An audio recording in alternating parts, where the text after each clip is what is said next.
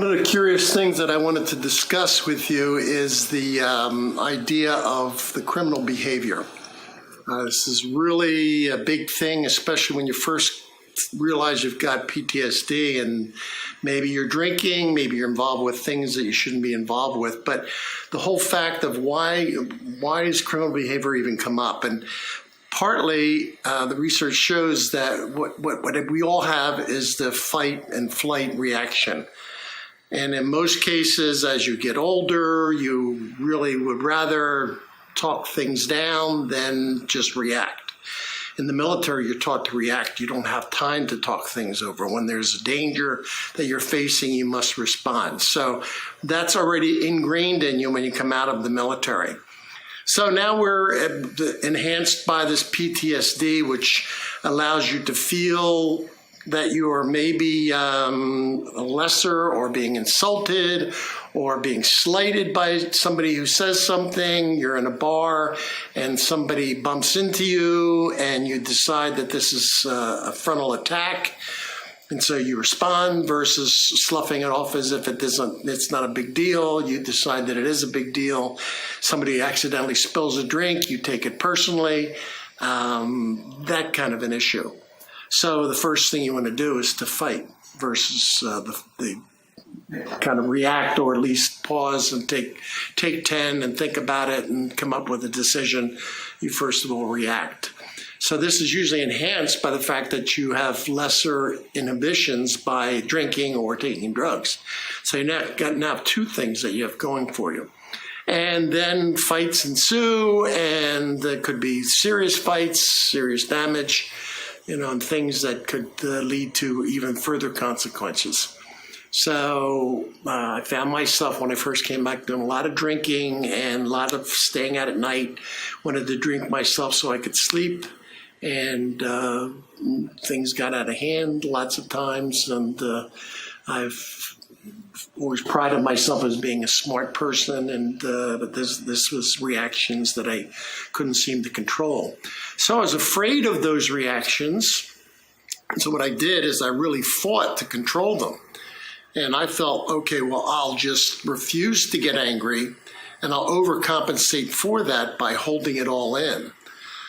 And you'd think, well, maybe that would work. So if you could control all the bad actions and not worry about the good actions, then that'd be perfect. You'll have all good stuff and no bad stuff. But the problem is with emotions or things that you have, you can't just shut one of them down, because what it does is start screwing with them all.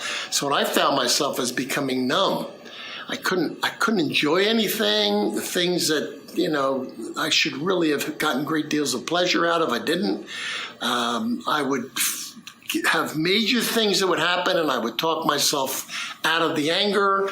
And then things that were no big deals that I should have been able to just slough off, now all of a sudden I would explode. So all of my emotions were kind of all upside down, and it was just a terrible feeling. I was just numb inside. I felt like I couldn't enjoy my life. And I could see maybe that could ultimately lead into something even worse than that. So if you look at that criminal element and you think to yourself, if I don't have this under control, what happens is that one time somebody seriously gets hurt. Now all of a sudden it's a major crime. Now it's something that you're going to go to jail with, that you're going to lose your job over. You can't live your life this way. You've got to learn how to get this under control. All stems from this PTSD that you have to start to deal with. Now, my wife said in the last video I was preaching. Don't mean to preach. I mean, sometimes I get frustrated when I can't reach you. I'm looking for the right words. I want to say something that's going to strike you as being right, and I'm going to give it a try.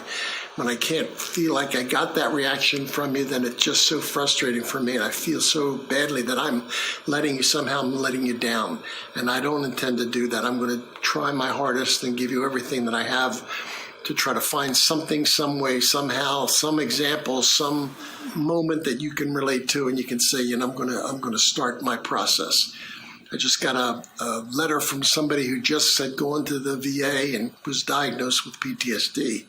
And I see his words were so reminiscent of my words, which were, I felt so messed up. And that was it. And you are messed up.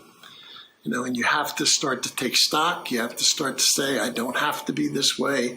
If I got into it, I can get out of it. So you just have to plan the route, and just like a sailboat, you don't necessarily have to. In a sailboat, you just don't always get the right winds. What a sailboat is, you know where you're going, so you can tack this way and go back this way and get down. Eventually, you get to where you need to go. So, you can go back and forth. You can try to figure it out and make a misstep or not. It's not like all or nothing at all. I mean, for me, it was. I just would not give up a day that I didn't get down and right.